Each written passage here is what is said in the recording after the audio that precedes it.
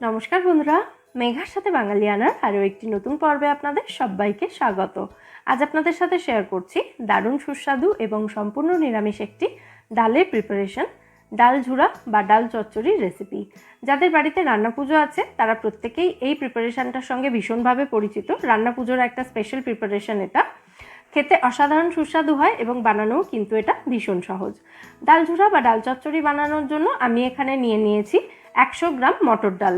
আপনারা এটা ছোলা, মটর, মুগ, মুসুর যে কোনো ডাল দিয়ে করতে পারেন।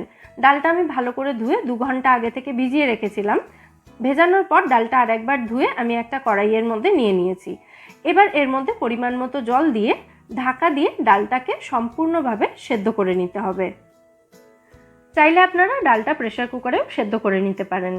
এখানে দেখুন ডালটা সম্পূর্ণভাবে সেদ্ধ হয়ে গেছে, জলটাও অনেকটা শুকিয়ে গেছে। এবার একটা হাতা বা ছান্তার সাহায্যে ডালটাকে ভালো করে ম্যাশ করে বা এভাবে গলিয়ে দিতে হবে।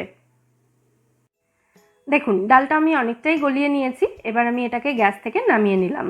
আর এখানে গ্যাসে আমি আরেকটা কড়াই বসিয়ে দিয়েছি ডাল চচ্চড়িটা তৈরি করার জন্য। কড়াইটা ভালো করে গরম করে তার মধ্যে আমি 2 টেবিল চামচ সর্ষের তেল দিয়েছি। অবশ্যই কিন্তু রান্নাটা সর্ষের তেলেই করবেন, এতে রান্নার স্বাদ অনেক ভালো হবে। তেলটা ভালো করে গরম হয়ে যাওয়ার পর এর মধ্যে 3টে গোটা শুকনো লঙ্কা দিয়ে লঙ্কাগুলোর কালার চেঞ্জ হওয়া পর্যন্ত এগুলোকে ভালো করে ভেজে তেল থেকে তুলে নেব। লঙ্কাগুলো দেওয়ার আগে একটু করে ফাটিয়ে দেবেন, তা না হলে কিন্তু ভাজার সময় লঙ্কাগুলো ফাটতে পারে। লঙ্কাগুলো ভালো করে ভেজে আমি তুলে নিয়েছি। এগুলো একটু ঠান্ডা হয়ে গেলে তারপর হাত দিয়ে ভেঙে গুঁড়ো করে রাখবো।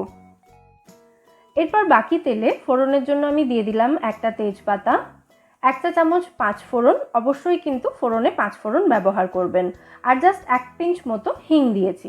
এগুলো একটু ভেজে নেওয়ার পর 5 ফোড়নের মিষ্টি গন্ধ বেরোতে শুরু হলে এর মধ্যে দিয়ে দিলাম আমি 1/2 চামচ মতো গ্রেট করা আদা। আদার কাঁচা গন্ধ চলে যাওয়া পর্যন্ত এবার এটাকে ভালো করে ভেজে নিতে হবে। আদার কাঁচা গন্ধ চলে যাওয়ার পর সেদ্ধ করে গলিয়ে রাখা ডালটা আমি এর মধ্যে দিয়ে দিয়েছি। ভালো করে নাড়াচাড়া করে মিশিয়ে নেব ডালটাকে। এই সময় গ্যাসের ফ্লেমটা মিডিয়াম রাখতে হবে। তেলের সাথে ডালটা ভালো মতো মিশে যাওয়া পর্যন্ত এটাকে নাড়াচাড়া করে নেওয়ার পর এর মধ্যে দিয়ে দিতে হবে স্বাদ মতো নুন, 1/4 চা চামচ মতো হলুদ গুঁড়ো, 1 চা চামচ মতো ভাজা মশলা গুঁড়ো দিয়ে দিতে হবে। ভাজা মশলা তৈরি করার জন্য গোটা জিরে, গোটা ধনে, শুকনো লঙ্কা এবং তেজপাতা শুকনো কড়াইতে ভালো করে ভেজে আমি গুঁড়ো করে এখানে ব্যবহার করেছি। আর এর সাথেই যে 3টে শুকনো লঙ্কা আমি ভেজে নিয়েছিলাম সেগুলো হাত দিয়ে গুঁড়ো করে আমি এর মধ্যে দিয়ে দিয়েছি। এবার এই সমস্ত উপকরণ একসাথে খুব ভালোভাবে মিশিয়ে নিচ্ছি। সমস্ত উপকরণ একসাথে খুব ভালোভাবে মিশিয়ে নেওয়ার পর এর মধ্যে দিয়ে দিতে হবে স্বাদ মতো মিষ্টি। আমি এখানে 1/2 চা চামচ মতো চিনি দিয়েছি। এই ডাল চচ্চড়ি বেসিক্যালি একটু ঝাল মিষ্টি স্বাদের হয়।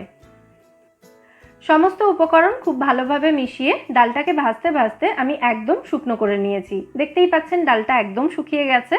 আমাদের ডাল চচ্চড়ি কিন্তু এখানে একদম রেডি হয়ে গেছে সার্ভ করার জন্য। এবার একটা বাটিতে আমি এটাকে তুলে নিচ্ছি। ঠান্ডা হওয়ার পর এই ডাল চচ্চড়ি আরও একটু শুকনো হয়ে যায়। রান্না পুজোতে পান্তা ভাত বা জল দেওয়া ভাতের সাথে এই ডাল চচ্চড়ি পরিবেশন করা হয়, তবে গরম ভাতের সাথেও কিন্তু এটা খেতে দুর্দান্ত লাগে। অবশ্যই আপনারা রেসিপিটা বাড়িতে ট্রাই করে আমায় জানাবেন এই ডাল চচ্চড়ির রেসিপি আপনাদের কেমন লাগলো। রেসিপি ভালো লাগলে ভিডিওটাকে বরাবরের মতো একটা লাইক এবং শেয়ার করার অনুরোধ রইল। ফিরে আসবো নতুন কোনো রেসিপি নিয়ে। সবাই সুস্থ থাকবেন, ভালো থাকবেন এবং সবাইকে খুব ভালো রাখবেন।